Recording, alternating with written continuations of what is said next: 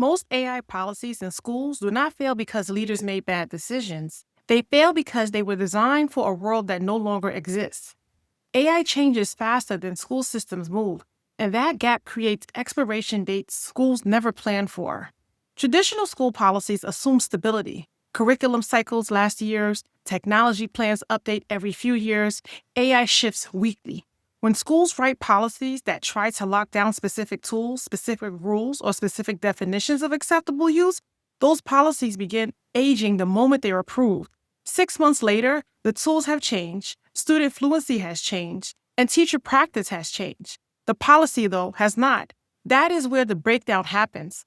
Another reason policies expire quickly is that they confuse compliance with instruction. Many AI policies focus on what students are allowed to do instead of what students are expected to learn. They name permissions but ignore pedagogy. Teachers are left trying to enforce rules that do not align with how learning actually happens in classrooms.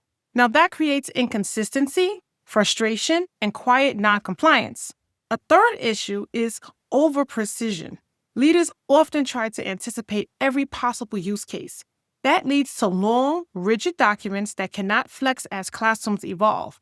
The fix is not writing longer policies. The fix is designing adaptive ones.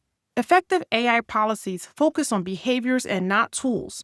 They define expectations around transparency, documentation, reasoning, and student explanation.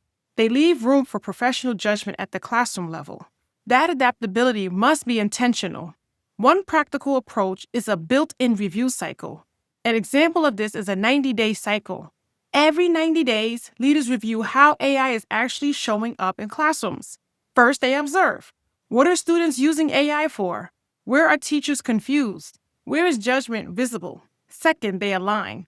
They compare classroom reality to policy language and identify gaps or friction points. Third, they adjust.